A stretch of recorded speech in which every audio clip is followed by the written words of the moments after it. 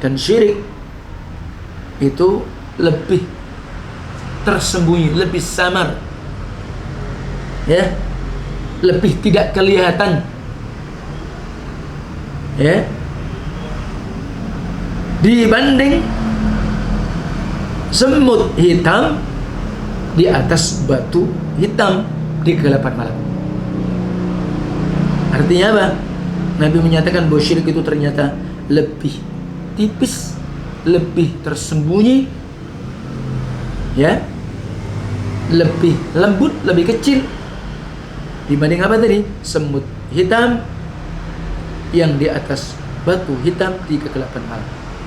Artinya apa? Terkadang kita tidak merasa kalau kita terjatuh pada syirik. Dan kita jangan sampai merasa bahwa diri kita sudah merasa aman dari syirik. Maka hati-hati. Larangan mengatakan apa? Masya Allah wa syi'ta. Atau yang semisal dari itu. Laulallah wa anta. Seandainya tidak karena Allah dan engkau. Ya. Atau mali illallah wa anta. Tidaklah aku memiliki apapun kecuali Allah dan engkau. Nah, wa itu kalimat atau huruf sambung dengan wawu. Yang tentu kalau dengan wawu, masya Allah wa syi'ta, apa yang Allah kehendaki dan apa makna di situ? Yaqtadi at-taswiyah bainal muta'atifain. Memiliki konsekuensi hukum menyamakan dari dua yang disambung tadi. Wah, ada syirik. Maka wajib dengan kalimat thumma, masya Allah thumma syi'ta, bukan masya Allah wa syi'ta. وَذَرِ الَّذِينَ اتَّخَذُوا دِينَهُمْ لَعِبًا وَلَهْوًا وَغَرَّتْهُمُ الْحَيَاةُ الدُّنْيَا وَذَكِّرْ بِهِ أَن تُبْسَلَ نَفْسٌ بِمَا كَسَبَتْ لَيْسَ لَهَا مِن دُونِ اللَّهِ وَلِيٌّ وَلَا شَفِيعٌ. Pada kesempatan malam hari ini insyaallah kita akan melanjutkan pembahasan tentang lawan daripada tauhid. Bid'ut tauhid adalah asyirik. Lawan dari tauhid adalah syirik. Dan kita ketahui bahwa prinsip-prinsip agama hakikatnya pertama, agama ini prinsipnya adalah dibangun pertama adalah mentauhidkan Allah. Dan prinsip yang kedua, larangan jadi menyekutukan Allah Tabaraka wa Ta'ala. Maka dalam ayatnya, na'am, sebagaimana wa'budullaha wa la tusyriku bihi syai'a. Sembahlah Allah saja dan jangan sekali-kali kalian menyekutukannya dengan siapapun. Wa'budullaha wa la tusyriku bihi syai'a. Demikian pula di antara prinsip yang kedua, kita diperintah untuk ittiba dan kita dilarang untuk ibtida. Kita diperintah untuk mengikuti sunnah dan kita dilarang untuk menjauhi yang menyelisih sunnah Rasulullah sallallahu alaihi wasallam. Tentunya tauhid, ittiba'us sunnah, maka tentu dibangun di atas adillah minal kitab wa sunnah. Sebagaimana kita ketahui bahwa seluruh kandungan Al-Quranul Karim maka berisi tentang tauhid, berisi tentang akidah. Sunnah yang menjelaskan lebih detail, memerinci apa yang terkandung dalam yakni firman Allah dalam Al-Quranul Karim. Pembahasan kita sampai pada macam-macam syirik, terutama adalah syirkun akbar, dengan rincian-rincian yang ada. Dan terakhir kita pembahasan waktu itu adalah tentang bab tawakal. Dan pada kesempatan malam hari ini kita akan lanjutkan pada macam syirik yang kedua, yaitu asyirkul asghar, yakni syirik kecil.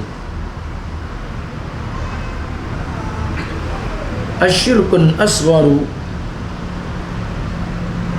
syirik kecil, la yakhruju minal millah lakin khatarahu azim.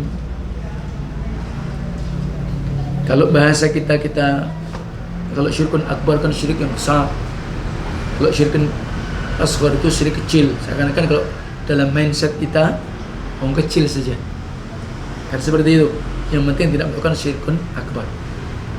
Adalah sementara yang memisahkan antara atau yang membedakan antara itu jatuh pada syirkun akbar ataupun syirkun asghar, maka karena ada rincian-rincian yang disebutkan dengan dalil. Kalau seseorang terjatuh melakukan syirkun akbar, maka pelakunya dihukumnya apa? Keluar dari Islam, menghapus seluruh amal-amal ibadah kebaikan dia. Haram baginya surga, halal baginya neraka. Jika kemudian dosa syirkun akbar dibawa sampai mati belum sempat bertaubat, maka berarti apa? Allah tidak akan pernah mengampuninya. Jadi sehingga kekal di neraka. Nah, adapun kemudian syirkun asghar, maka syirik kecil tidak akan mengeluarkan pelakunya dari agama Islam. Jadi tidak dihukumi murtad. Lakin khatarahu azim. Akan tetapi bahayanya syirkun asghar itu besar. Wa huwa aidha ala sahih la yughfar illa bitaubah. Syirkun asghar, pendapat yang sahih, maka tidak diampuni pula dosanya kecuali dengan taubat. Sehingga tentang firman Allah di dalam surah An-Nisa ayat 48 yang berbunyi, Innallaha la yaghfiru an yushraka bihi wa yaghfiru ma duna dzalika liman yasha. Wa yaghfiru ma duna dzalika liman yasha. Innallaha, sesungguhnya Allah, la yaghfiru, tidak sekali-kali Allah mengampuni dosa-dosa ayyusyraka bih, bahwa orang tersebut menyekutukan Allah. Wa yaghfir ma duna dzalika liman yasha, dan Allah akan mengampuni dosa-dosa apa yang selain dosa syirik. Kalimatnya dengan kalimat apa tadi? La yaghfiru ayyusyraka bih, tapi wa yaghfiru ma duna dzalika liman yasha, dan Allah akan mengampuni dosa selain syirik bagi siapapun yang Allah kehendaki. Wa dzalika yushammilul akbar wal asghar. Kata yang di sini disebutkan barakallahu fikum, ini adalah pendapat Lajnah Daimah lil Buhuth Ilmiah wal Ifta. Jadi istilahnya majelis ulama-nya Saudi. Jadi ayat tadi mengandung Allah enggak mengampuni baik itu syirik besar ataupun syirik kecil, kalau dia tidak bertaubat sebelum dia mati. Jadi seperti itu. Jadi bahwa syirkun asghar walaupun pelakunya tidak dihukumi keluar Islam, tetapi adalah perkara yang sangat berbahaya dan bahayanya sangat besar. Dan pendapat yang terkuat sebagaimana ayat tadi, memang ayat itu terkandung baik itu syirkun akbar ataupun syirkun asghar, maka pelakunya tidak akan diampuni kecuali sampai dia bertobat. Demikian pula asyirkul asghar yang kusut tauhid wa yakhlu bih. Jadi syirik kecil itu akan mengurangi tauhid seseorang.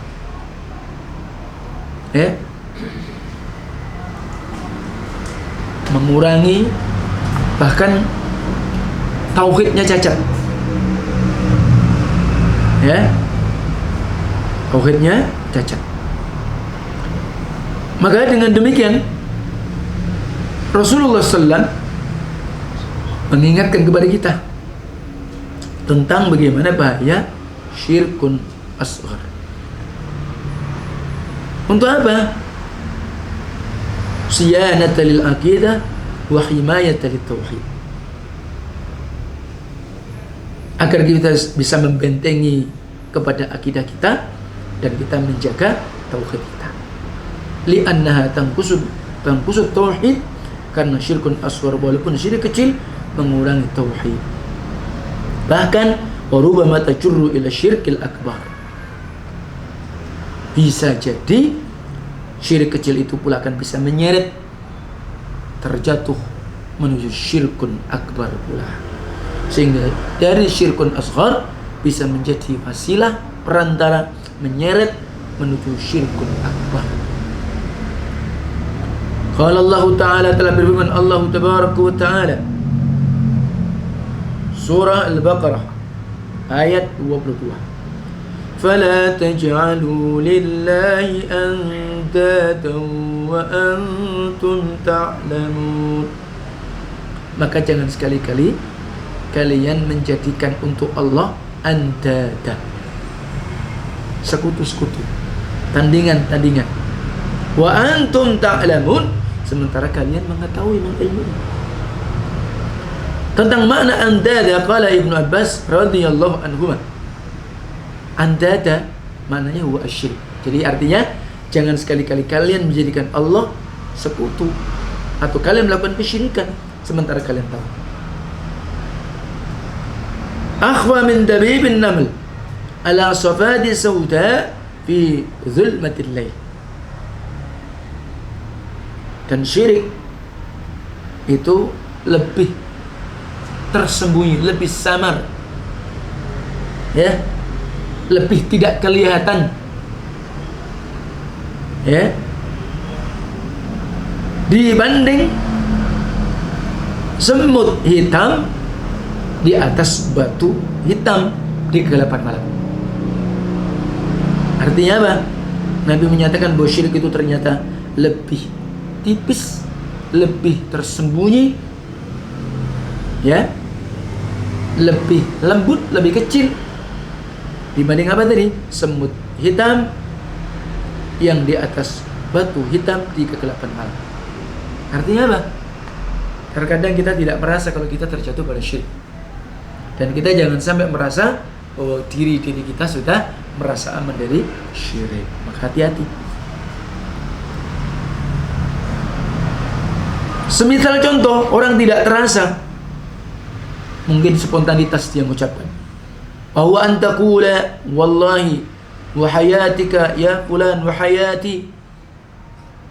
Dia mengatakan, demi Allah, ya, hidupmu ya fulan, hidupku. Artinya apa? Jadi hidupku ya fulan ya karena aku, atau sebaliknya, ya, kalaulah bukan karena engkau, aku tentu tidak selamat. Ini hati-hati. Sepele kan, samar kan. Kalau bukan lu yang menyelamatkan aku, menyelamatkan saya, wah, saya sudah mati. Subhanallah. Padahal menyelamatkan siapa? Akhirnya Allah. Dia hanya sebab. Atau mengatakan laula Qulaibah hadza la atana lissus. Seandainya bukan karena apa namanya? Anjing betina ini, mungkin karena dia punya anjing menjaga, maka tentu akan datang, akan masuk ke tempat rumah kita pencuri. Atau dengan kata lain, kalaulah bukan karena angsa, kalaulah bukan karena itik di rumah kita, maka pencuri pun akan masuk ke kita. Nah, jadi ini tanpa secara kita sadari, maka ini bisa terjatuh pada syirik yang apa tadi? Yang tersembunyi. Atau perkataan seseorang kepada temannya, Masya Allah wa syi'ta, ya, apa yang Allah kehendaki, apa pula yang kau kehendaki. Nah ini, jadi Masya Allah wa syi'ta. Atau laulallah wa fulan la taj'al fiha fulana, ya, kalau tidak Allah dan fulan, maka tidak akan terjadi ini fulan. hadza kulluhu bi syirik, dan ini semua akan mengantarkan kepada syirik. Rawahu Ibnu Abi Hatim. Ingat, jadi ini harus hati-hati dalam kehidupan kita. Tidak terasa ternyata kita mengucapkan dengan ucapan-ucapan kita, ya, ternyata kita terjatuh pada syirik, sebagaimana contoh-contoh yang disebutkan tadi oleh Syekh Al-Muallif hafizahullah. Andai kata bukan karena anjing ini, kalau andai kata bukan karena bebek ini, kalau andai kata bukan karena si fulan, ya, Allah menghendaki, engkau menghendaki, ya, kalau bukan karena Allah dan karena bukan seseorang itu, maka kita tidak bisa menjadikan si fulan. Ini semua masuk adalah syirik. Ibnu Abbas menjelaskan, anna hadhil asya' min asyirik. Ini semua dari syirik. Wal muradu bihi, yang dimaksudkan tentu apa? Asyirkul asghar, syirik kecil. Wal ayatu 'ammatun tushammilu syirk al-akbar wa syirk al-asghar. Ayat yang di atas tadi, kata Ibnu Abbas pula, maka umum maknanya terkandung dalam syirik besar atau syirik kecil. Maka Ibnu Abbas radhiyallahu anhu memperingatkan, ya, dari hal yang paling kecil, dari hal yang paling rendah, wa huwa asyirkul asghar. Di atas atau dari yang tinggi, dari yang di atas, yaitu syirkul akbar. Dia lagi ingatkan, wal anna hadhihi alfat tajri ala ilsanatil katsir al-sinatil katsir minan nas imma jahlan aw tasahulan. Sesungguhnya tadi lapat-lapat yang tadi, ya, kalau bukan karena ini, bukanlah karena si fulan, ya, bagaimana demikian, maka itu terjadi keluar dari kebanyakan lisan-lisan dari manusia. Bisa jadi mungkin karena kejahilan dia, atau mungkin karena apa? Dia nganggap remeh, enteng. Ya, hati-hati. Kalau bukan saya, nah ini hati-hati. Ya, tak sadar ternyata apa? Dia jatuh kepada syirkun asghar, baik itu karena kejahilan atau mungkin karena apa? Dia bergampang-gampangan, tasahulan. Demikian pula syirkun asghar termasuk al-halafu bi ghairillahi azza wajalla. Orang itu bersumpah dengan selain Allah. Sumpah, ya. Jadi sumpah. Nah, itu kan ada orang bilang, sumpah kok saya enggak. Nah, begitu misalkan, ya. Wa huwa syirkun. Dan ini juga orang yang bersumpah kepada selain Allah, maka juga termasuk apa? Syirik. Sebagaimana apa yang diriwayatkan oleh Amirul Mukminin Umar bin Khattab dari Rasulullah sallallahu alaihi wasallam. Ingat, bersumpah dengan nama selain Allah, bersumpah dengan selain Allah. Dan Nabi bersabda, rawahu Tirmidzi, Abu Dawud wa Ahmad, man halafa bi ghairillahi faqad kafar aw asyraka. Barang siapa bersumpah dengan selain Allah, maka sungguh dia telah kufur atau dia telah syirik. Rawahu Tirmidzi wa hasanahu wa al-Hakim. Diriwayatkan Imam Tirmidzi belum menghasankan, disahihkan oleh Imam Hakim. Jadi tadi ucapan Nabi faqad kafar au asyrak, ya, ini apa? Yahtamilu an yakun hadha syakkan min ar-rawi. Karena dengan kalimat barang siapa yang bersumpah dengan selain Allah, maka sungguh dia kafir atau syirik. Nah, di sini ada kalimat kafir atau syirik. Di sini ada apa istilahnya? Kalimat yang rawi ragu. Ya, dengan kalimat au bermakna al-waw. Kalau au kan atau, kalau waw itu dan. Atau tapi bermakna apa? Dan. Ya, qad kafar wa asyrak. Nah, kalau bahasa kita au itu atau. Tapi di sini faqad kafar au asyrak karena keraguan rawi pembawa riwayat itu, tapi maknanya au bermakna al-waw. Artinya apa? Sungguh dia kafir dan syirik. Wa yakumu minal kufr alladhi huwa dunal kufr al-akbar kama anna min asyirkil asghar. Tapi kufur di sini, syirik di sini, maka bukanlah apa? Kafir besar, bukanlah syirkun akbar, tapi syirkun apa tadi? asghar, syirik kecil. Dan sungguh telah banyak dari manusia hari ini, ya, mereka bersumpah dengan selain Allah.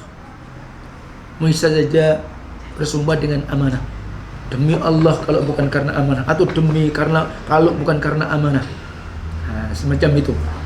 Atau dia bersumpah dengan Nabi, demi Nabi Muhammad, demi matahari, demi bulan. Ya, boleh apa enggak kita? Tak boleh. Kalau Allah bersumpah dengan nama makhluknya, itu pengakuan Allah. Wasyamsi waduhaha, itu kan haknya Allah. Ya, kalau kita nggak boleh.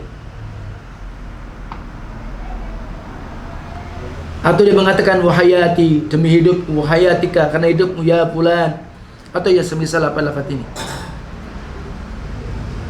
Ya, waqad sami'na ma warada fil ahadits minan nahyi anil halafi bi ghairillah. Dan sungguh kami telah mendengar apa yang telah datang dalam hadis dari larangan dari bersumpah selain Allah dan teranggap kufur atau syirik. Kenapa kok teranggap kalau orang bersumpah dengan selain Allah itu teranggap kufur atau syirik? Karena sumpah dengan sesuatu selain Allah maka memiliki konsekuensi apa? Ta'zimun lah. Pasti mengagungkan dia. Ya kan? Pasti dia bentuk pengagungan. Ngapain dia bersumpah kepada ini dan itu? Pasti ada begitu. Atau bisa jadi dia menghinakan diri.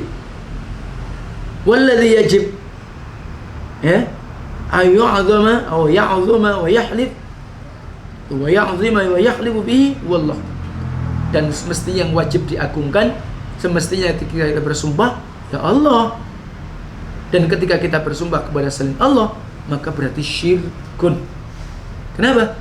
Pengagungan itu hanya kepada Allah. Wa jarimah uzma, tentu itu pelanggaran yang besar. Perhatikan perkataan sahabat Abdullah bin Mas'ud, ya, li'anna ahlifa billah kadziban ahabbu ilayya min an ahlifa bi ghairihi sadiqan. Nih, perhatikan bin Mas'ud, ya. Atau la an ahlifa billah, sungguh aku bersumpah dengan nama Allah tapi dusta.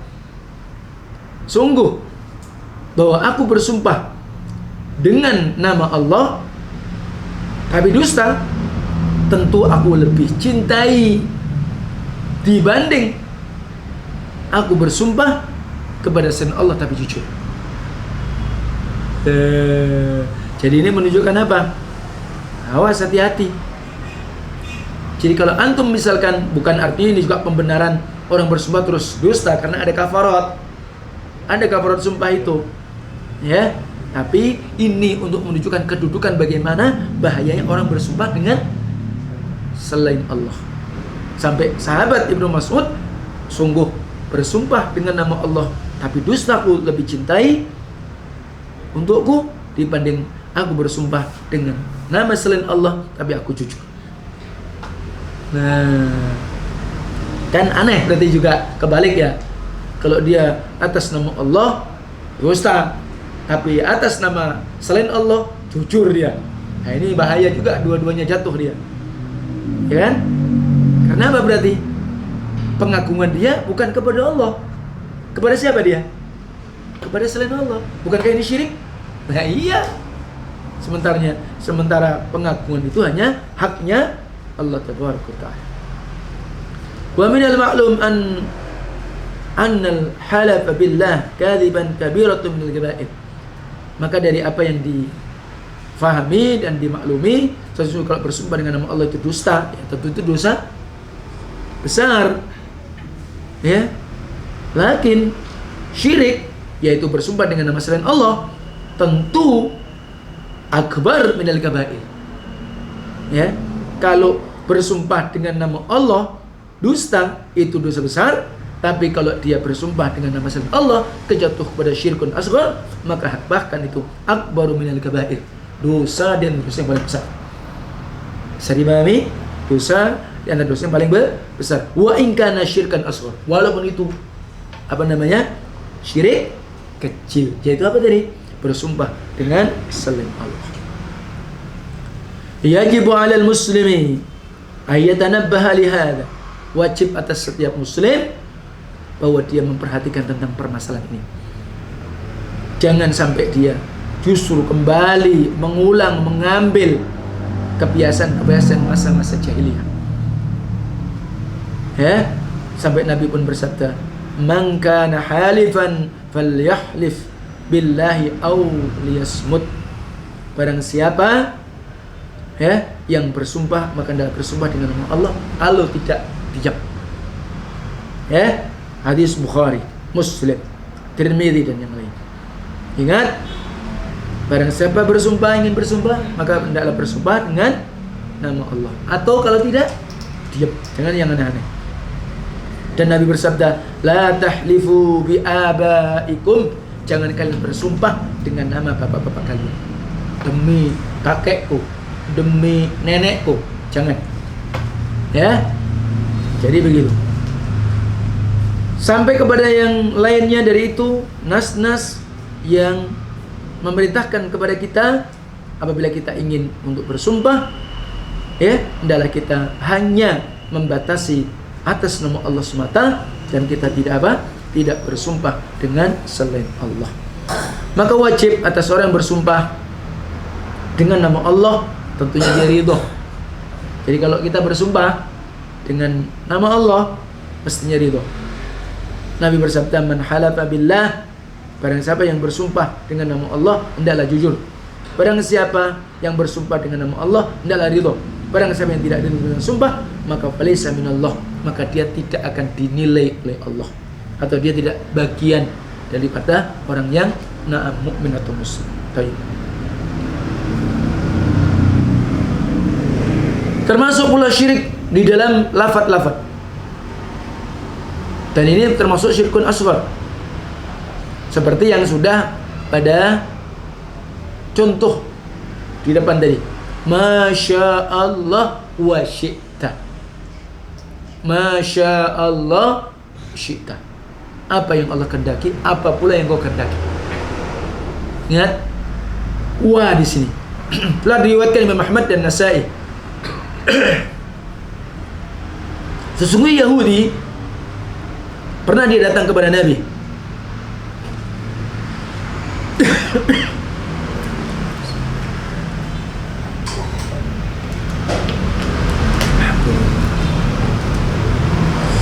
Sesungguhnya Yahudi datang kepada Nabi.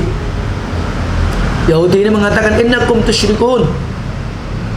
Kalian-kalian itu, wahai umat Muhammad, wahai Muhammad, menyekutukan Allah. Taqulun masya Allah wa syi'ta. Nah, jadi Yahudi memprotes begitu. Karena engkau mengatakan apa? Masya Allah wa syi'ta. Wa taqulun wal Ka'bah, demi Ka'bah. Fa amarahumun nabi idza aradu ay yahlifu ay yaqulu rabbul Ka'bah, ya, rabbul Ka'bah, wa yaqulu masya Allah thumma syi'ta.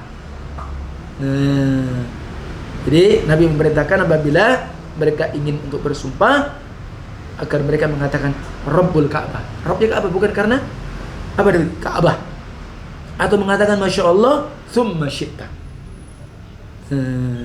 Kemudian diriwayatkan pula dari An-Nasa'i, atau An-Nasa'i meriwayatkan dari Ibnu Abbas, sesungguhnya seorang berkata kepada Nabi, masya Allah wa syi'ta. Jadi ada sahabat datang kepada Nabi mengatakan masya Allah wa syi'ta. Apa yang kau kehendaki, apa yang kau kehendaki ya Muhammad. Dan mengatakan,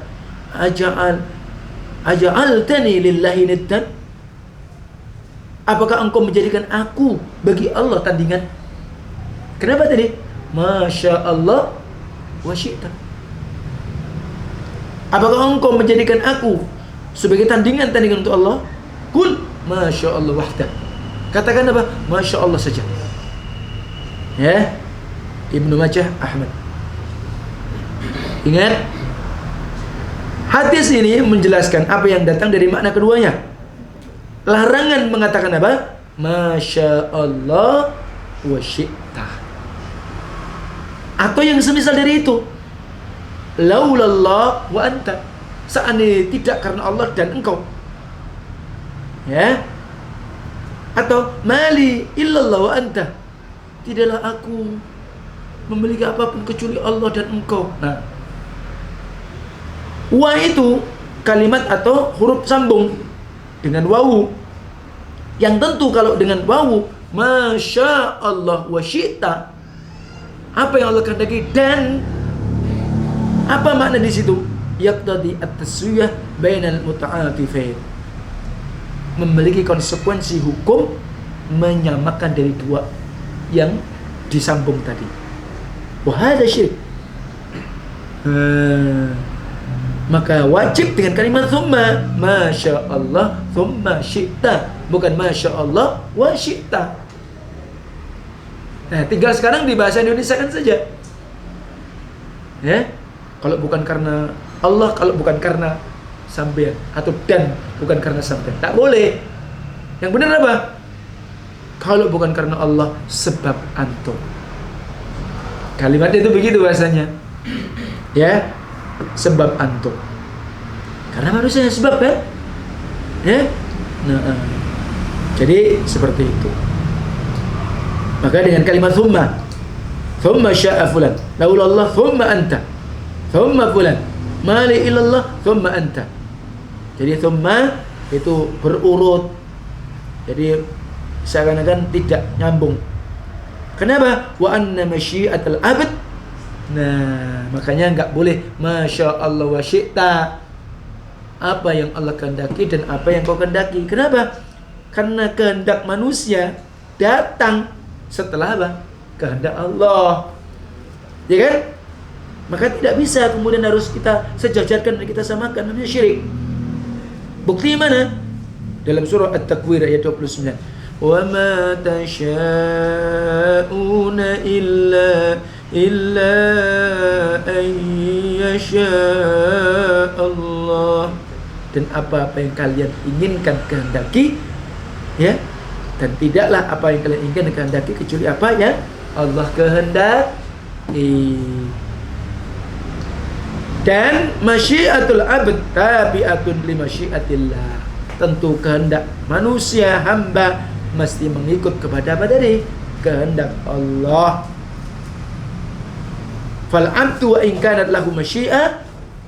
Memang hamba ini punya ndak masyiah? Punya ndak kehendak? Punya nggak keinginan? Punya. Beda dengan pemahaman Jabariyah. Beda enggak dengan Jabariyah? Kalau Jabariyah itu ibaratnya manusia ini istilahnya apa? Ibarat ya kalau dalam dunia perwayangan itu jadi wayangnya. Allah ini dalang. Terserah bagaimana dalang mau bikin lakon, mau bikin apapun. Ya, itu samanya begitu. Kita ini kan hanya hamba. Terserah mau apa saja. Kalau kita ditakdirkan miskin, dia miskin. Nah, jadi intinya seperti itu. Sementara manusia ada apa? Keinginan. Yang tadinya misal, ya anggaplah dia jualannya hanya awalnya dia mungkin di depan toko orang. Kalau dia ada ingin, dia nabung, bisa enggak kira-kira beli toko? Ya bisa. Kalau Jabariyah enggak begitu. Wa masyiatuhu tabi'atun li masyiatillah. Maka keinginan dia maka mengikut kepada tentunya keinginan Allah. Wala yaqdiru ala ayyi syaa syai'an illa idza kana laqad sya'ahu. Maka hakikatnya manusia tidak punya kemampuan, kekuasaan bahwa dalam kehendak ya ala ayyi syaa syai'an menghendaki sesuatu kecuali apa yang Allah sungguh telah kehendaki. Tentu berbeda pula dengan pemahaman Qadariyah, juga Mu'tazilah atau selain mereka. Ya, mereka menetapkan hamba itu masyiah, tapi katanya dia menyelisih apa yang dikehendaki Allah. Nah, ini lucu. Ta'ala Allahu amma yaqulun, maha tinggi Allah dari apa yang mereka katakan. Iya.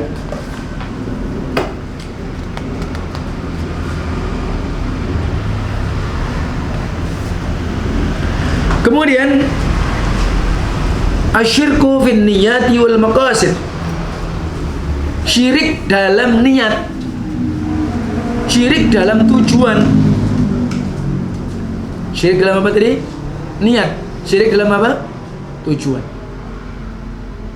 Seseorang ada niat itu apa yang terpetik di dalam jiwa atau dalam hati seseorang. Atau dengan kata lain, maksud seseorang. Namanya apa tadi? Niat. Antum mau ke sini niatnya apa? Ada kan? Iya. Ya, macam-macam. Makanya ini ada syirik dalam niat atau maksud. Termasuk syirkun asghar, yaitu syirik di dalam niat dan tujuan. Wa huwa ma yusamma bisyirkil khafi. Maka ini yang dimaksudkan syirik khafi. Syirik kecil. Ya. Jadi sebagaimana apa yang pernah disabdakan oleh Rasulullah SAW, yakni hadits Mahmud ibn Labid, asyirku fi hadhil ummah akhfa min dabibin namlah as-sauda ala safati sauda fi dhulmatil lail. Kesyirikan yang akan menimpa pada umatku ini lebih tersembunyi dibanding binatang yang merayap atau semut hitam di atas batu hitam di kegelapan malam. Maka oleh sebab itu kafaratnya jangan lupa, Allahumma inni a'udzubika an usyrika bika syai'an wa ana a'lam wa astaghfiruka min adz-dzambi alladzi la a'lam wa astaghfiruka min adz-dzambi la a'lam alladzi la a'lam.